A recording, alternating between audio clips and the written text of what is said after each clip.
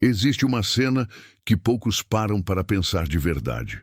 Um homem poderoso, sentado num banquete cercado de nobres e generais, vê uma jovem dançar e fica tão impressionado que faz uma promessa pública que ele nunca deveria ter feito. Qualquer coisa que ela pedisse, até metade do reino, seria dela. E a jovem, por instrução da própria mãe, pediu a cabeça de um profeta numa bandeja. Herodes Antipas cumpriu. E a partir daquele momento, o relógio da sua queda começou a correr, só que ele ainda não sabia disso. O que a história registra sobre o fim desse homem é muito mais sombrio, muito mais humilhante e muito mais humano do que qualquer execução pública poderia ter sido. Herodes Antipas não nasceu com o tipo de poder que o pai tinha.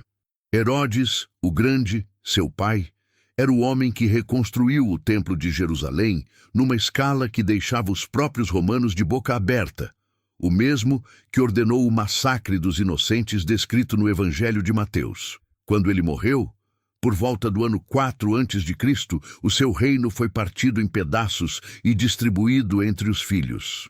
Antipas ficou com a Galileia e a Pereira, regiões importantes, mas estava longe de ser o herdeiro mais poderoso. O título que ele carregava, tetrarca, não era rei, era literalmente governante de um quarto. E isso o corroía por dentro de um jeito que as fontes históricas deixam muito claro quando você lê nas entrelinhas. O primeiro século era um mundo onde título era tudo. Roma não entregava poder por gentileza, ela entregava poder para quem servia aos seus interesses e mantinha a ordem nas províncias sem fazer barulho demais. Antipas entendeu isso cedo. Ele construiu cidades, incluindo Tiberíades, fundada às margens do mar da Galileia em homenagem ao imperador Tibério, num gesto calculado de adulação política que qualquer observador da época reconheceria imediatamente. A cidade foi erguida sobre um antigo cemitério judaico, o que a tornava ritualmente impura segundo a lei judaica. Um detalhe que Antipas empurrou para debaixo do tapete, porque o símbolo político valia mais do que a sensibilidade religiosa dos seus súditos. E foi exatamente essa combinação de ambição mal calibrada e desprezo pela sensibilidade do povo que começou a criar os problemas que terminariam com ele. O casamento com Herodias foi o ponto de virada. Ela era filha do seu meio-irmão Aristóbulo e tinha sido casada com outro meio-irmão, Filipe. Antipas a conheceu durante uma visita a Roma, se apaixonou ou se obcecou, tanto faz, e os dois combinaram que iriam se casar, o que exigiu que Antipas mandasse embora a própria esposa, filha do rei Nabateu Aretas IV.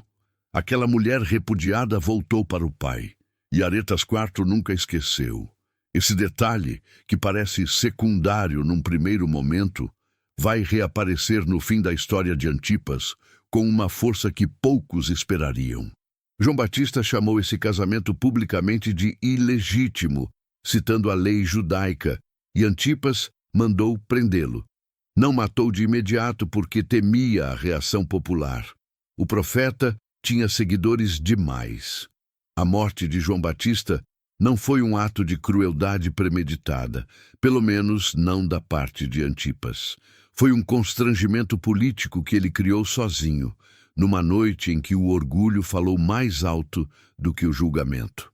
O historiador Flávio Josefo registra a execução de João e acrescenta um detalhe que os evangelhos não enfatizam da mesma forma. Antipas temia que João se tornasse o catalisador de uma revolta popular. A multidão que seguia o profeta era grande o suficiente para preocupar qualquer governante que precisasse manter a ordem para Roma.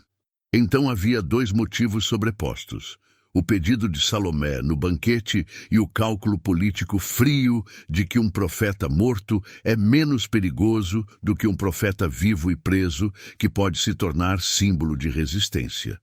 O que veio depois foi uma sequência de decisões que foram erodindo a posição de Antipas de um jeito quase imperceptível no início.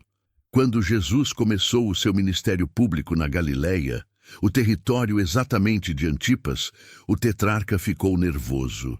Lucas registra que alguns fariseus foram avisar Jesus que Herodes queria matá-lo.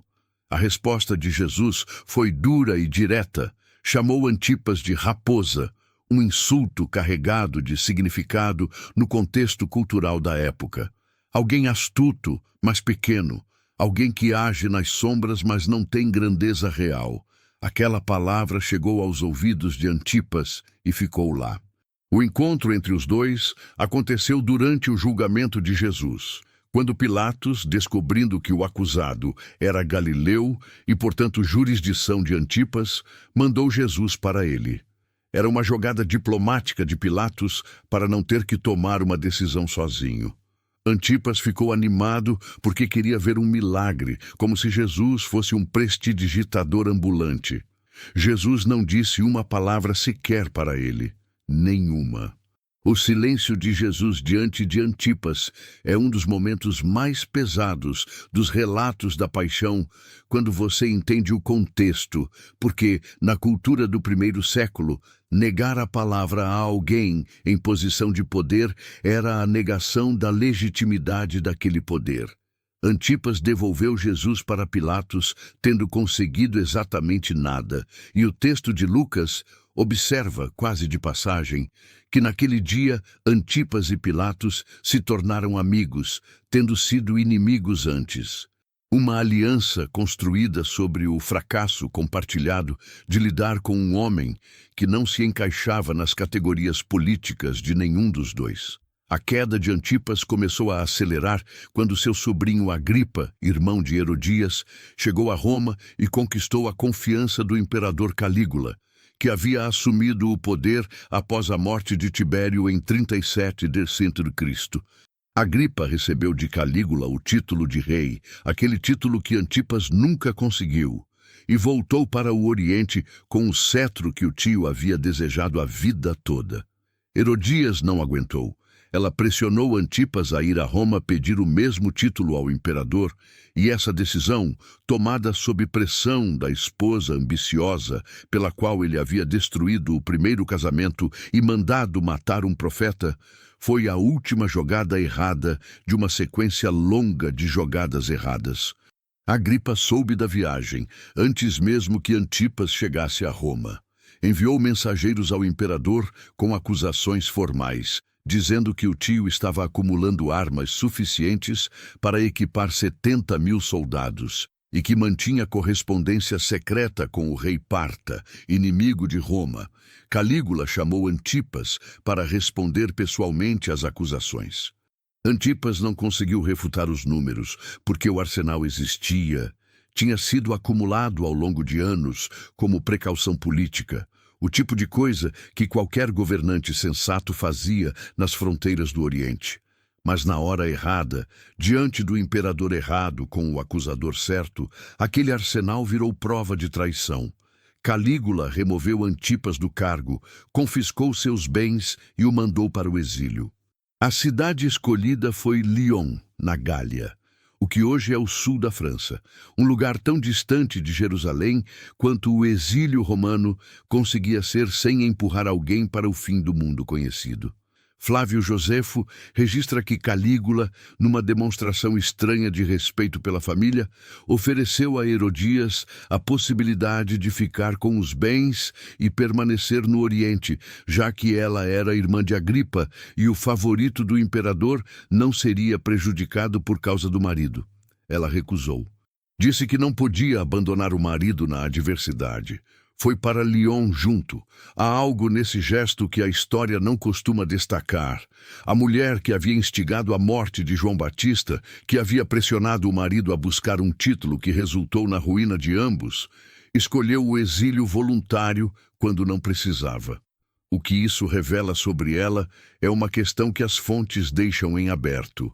Antipas morreu no exílio. A data exata não está registrada com precisão nas fontes disponíveis, Mas foi em algum momento após o ano 39 d.C., morreu sem o título que queria, sem o território que governou por décadas, sem nenhuma das construções políticas que havia erguido com tanto cuidado durante 40 anos de governo. O seu sucessor em Galiléia e Pérea foi exatamente o sobrinho que o delatou, Agripa, que alguns anos depois conseguiu reunir em suas mãos quase todo o território que Herodes, o Grande, havia governado. A ironia disso é densa demais para ser ignorada. A ambição de Antipas por um título real resultou na ascensão do sobrinho ao poder real que ele mesmo nunca alcançou. A história de Herodes Antipas é a história de um homem que teve poder suficiente para fazer coisas que não deveria ter feito e nunca teve poder suficiente para ser o que queria ser.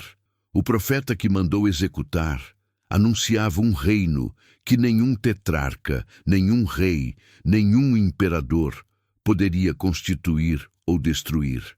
E o homem que ficou em silêncio diante dele num palácio de Jerusalém continua sendo lembrado em todos os idiomas da terra, enquanto o nome de Antipas existe hoje apenas porque cruzou o caminho dessas duas pessoas que ele nunca soube avaliar corretamente. Se você chegou até aqui, provavelmente tem uma curiosidade sobre esse período que vai além do básico, e esse canal existe exatamente para isso. Toda semana tem um novo episódio mergulhando em personagens e momentos do mundo antigo que a história oficial costuma passar rápido demais. Se inscreve aqui no canal para não perder nenhum, porque os próximos episódios estão vindo com histórias tão pesadas quanto essa. E uma coisa antes de você sair, você tem alguma figura histórica desse período que sempre te gerou curiosidade e você nunca encontrou um conteúdo que fizesse jus à complexidade dela? Conta aqui nos comentários. Não precisa ser uma pergunta elaborada, pode ser só um nome, uma situação, uma dúvida que ficou. A gente lê tudo e muitos dos próximos roteiros nascem exatamente do que vocês trazem aqui. Essa comunidade constrói o canal junto. E isso não é frase feita não. É como esse projeto funciona de verdade.